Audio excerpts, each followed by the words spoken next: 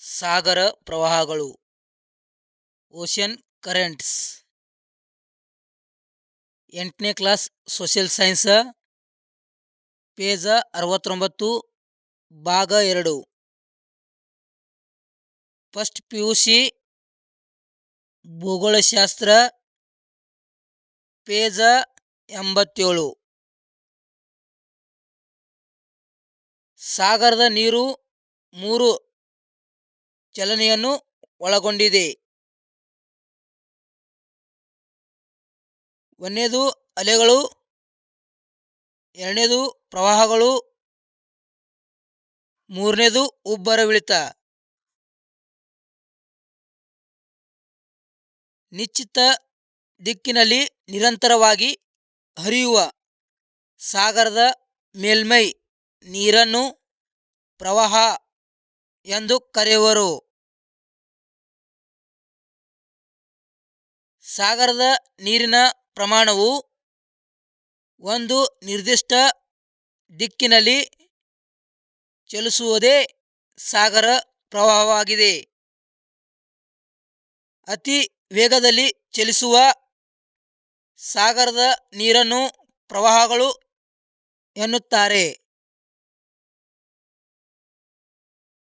ನಿಧಾನವಾಗಿ ಚಲಿಸುವ ನೀರನ್ನು ಡ್ರಿಫ್ಟ್ ಎಂದು ಕರೆಯುತ್ತಾರೆ.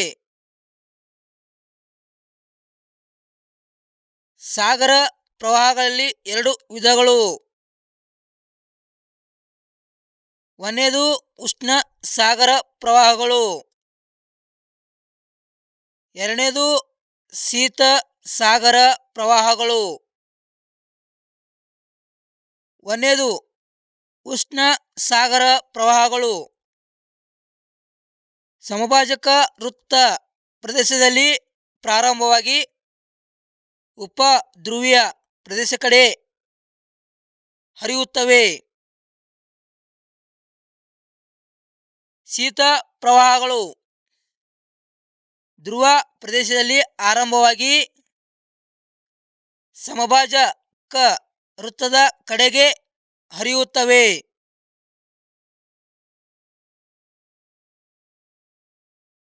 ಉತ್ತರ ಪೆಸಿಫಿಕ್ ಸಾಗರದಲ್ಲಿ ಪ್ರವಾಹಗಳು. ಉತ್ತರ ಪೆಸಿಫಿಕ್ ಪ್ರವಾಹಗಳು ಅದರಾಗ ಉಷ್ಣ ಪ್ರವಾಹಗಳು. ಉತ್ತರ ಸಮಭಾಜಕ ವೃತ್ತ ಪ್ರವಾಹ.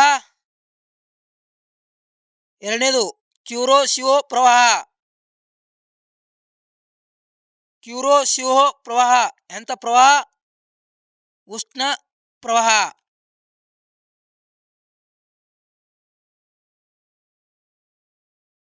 ಇನ್ನ ಶೀತ ಪ್ರವಾಹಗಳು ಪೆಸಿಫಿಕ್ನಲ್ಲಿ ಒಯಾಶಿಯೋ ಪ್ರವಾಹ, ಕ್ಯಾಲಿಫೋರ್ನಿಯೋ ಪ್ರವಾಹ. ದಕ್ಷಿಣ ಪೆಸಿಫಿಕ್ ಸಾಗರದ ಪ್ರವಾಹಗಳು ಉಷ್ಣ ಸಾಗರ ಪ್ರವಾಹಗಳು ದಕ್ಷಿಣ ಪೆಸಿಫಿಕ್ದಲ್ಲಿ. ಆಸ್ಟ್ರೇಲಿಯಾ ಪೂರ್ವ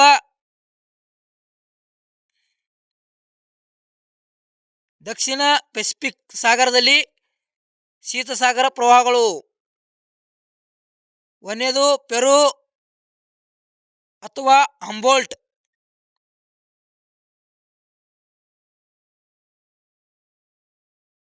ಇನ್ನ ಅಟ್ಲಾಂಟಿಕ್ ಸಾಗರದಲ್ಲಿ ಪ್ರವಾಹಗಳು. ಉತ್ತರ ಅಟ್ಲಾಂಟಿಕ್ ಸಾಗರದ ಪ್ರವಾಹಗಳು ಉಷ್ಣ ಸಾಗರ ಪ್ರವಾಹಗಳು. ಗಲ್ಫ್ ಸ್ಟ್ರೀಮ್ ಇದು ಉತ್ತರ ಅಟ್ಲಾಂಟಿಕ್ ಸಾಗರ ಪ್ರವಾಹಗಳಲ್ಲಿ ಕಂಡು ಬರ್ತದ. ಇದು ಉಷ್ಣ ಸಾಗರ ಪ್ರವಾಹ ಆಗ್ಯದ.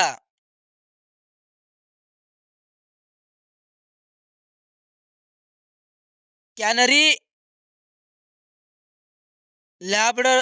ಲ್ಯಾಬ್ರಡರ್ ಇವು ಶೀತ ಸಾಗರ ಪ್ರವಾಹಗಳು ಉತ್ತರ ಅಟ್ಲಾಂಟಿಕ್ ಸಾಗರದಲ್ಲಿ ಕಂಡುಬರುತ್ತವೆ. ಬ್ರೆಜಿಲ್ ಪ್ರವಾಹ ಇದು ಉಷ್ಣ ಪ್ರವಾಹ.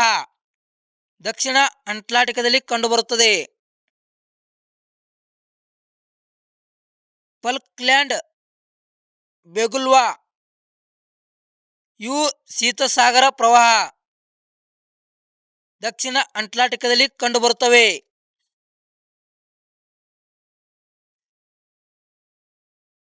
ಮೊಜಾಂಬಿಕಾ, ಮಡಗಾಸ್ಕರ್, ಅಗುಲಾಸ್ ಇವು ಉಷ್ಣ ಸಾಗರ ಪ್ರವಾಹಗಳು ಹಿಂದೂ ಮಹಾಸಾಗರದಲ್ಲಿ ಕಂಡುಬರುತ್ತವೆ.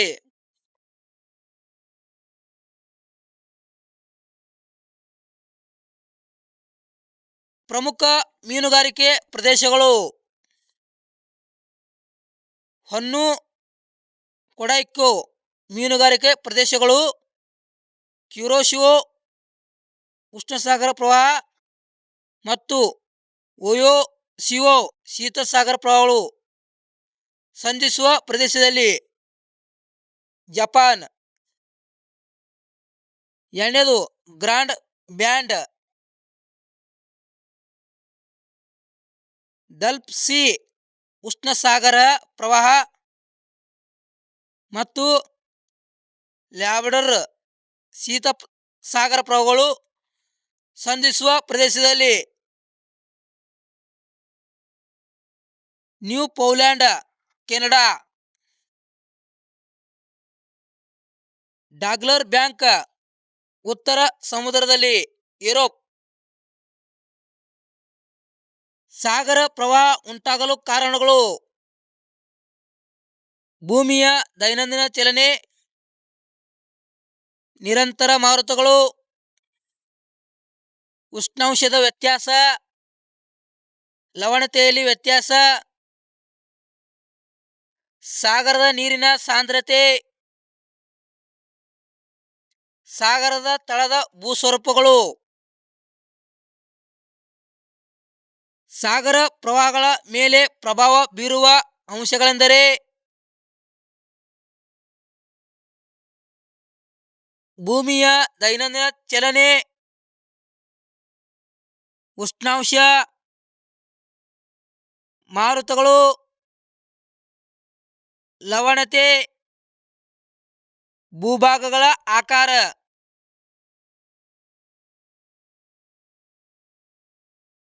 ಅಲೆಗಳು ಮತ್ತು ಪ್ರವಾಹಗಳು ಸಾಗರದ ನೀರಿನ ಸಮತಲ ಚಲನೆಗಳಾದರೆ ಉಬ್ಬರವಿಳಿತ ಊರ್ಧ್ವಮುಖ ಚಲನೆಯಾಗಿದೆ. ಅಲೆಗಳು ಉಂಟಾಗಲು ಕಾರಣ ಮಾರುತಗಳ ಘರ್ಷಣೆಯಿಂದ.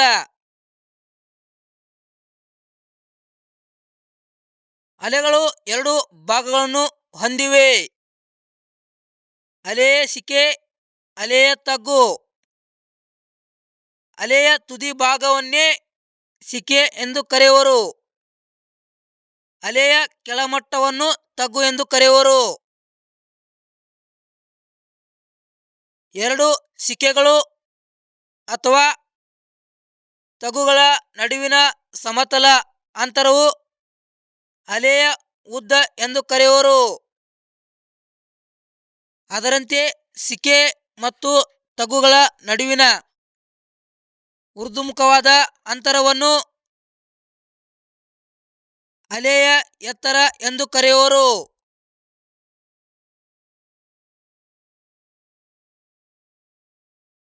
ಈಗ ಸಾಗರ ಪ್ರವಾಹ ಬಗ್ಗೆ ಕೇಳ್ತಾನ, ಅದ್ರಾಗ ಒಂದು ಇಂಪಾರ್ಟೆಂಟ್ ಹೇಳ್ತೀನಿ.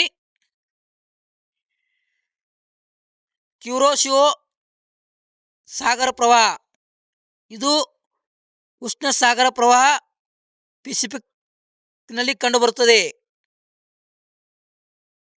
ಕ್ಯಾಲಿಫೋರ್ನಿಯಾ ಒಯಾಸಿಸ್ ಇವು ಶೀತ ಸಾಗರ ಪ್ರವಾಹಗಳು ಪೆಸಿಫಿಕ್ ಸಾಗರದಲ್ಲಿ ಕಂಡುಬರ್ತವೆ.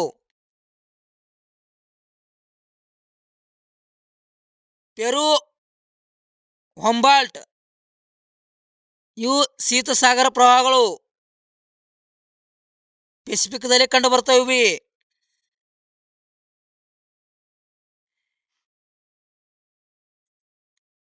ಗಲ್ಫ್ ಸ್ಟ್ರೀಮ್ ಇದು ಉಷ್ಣ ಸಾಗರ ಪ್ರವಾಹ ಅಂಟಾರ್ಟಿಕಾದಲ್ಲಿ. ಲ್ಯಾಬ್ರಡಾರ್ ಕ್ಯಾನರಿ ಪ್ರವಾಹ. ಲ್ಯಾಬ್ರಡಾರ್ ಪ್ರವಾಹ, ಕ್ಯಾನರಿ ಪ್ರವಾಹ ಇವು ಶೀತಸಾಗರ ಪ್ರವಾಹಗಳು ಉತ್ತರ ಅಟ್ಲಾಂಟಿಕ್ ಸಾಗರದಲ್ಲಿ ಕಂಡುಬರ್ತಾವ. ಬ್ರೆಜಿಲ್ ಪ್ರವಾಹ ಇದು ಉಷ್ಣ ಸಾಗರ ಪ್ರವಾಹ ದಕ್ಷಿಣ ಅಟ್ಲಾಂಟಿಕದಲ್ಲಿ ಕಂಡುಬರ್ತದ. ಫಾಲ್ಕ್ಲ್ಯಾಂಡ್ ಪ್ರವಾಹ, ಬೆಗುಲಾ ಪ್ರವಾಹ ಇದು ಶೀತಸಾಗರ ಪ್ರವಾಹ ದಕ್ಷಿಣ ಅಟ್ಲಾಂಟಿಕದಲ್ಲಿ ಕಂಡುಬರ್ತದ.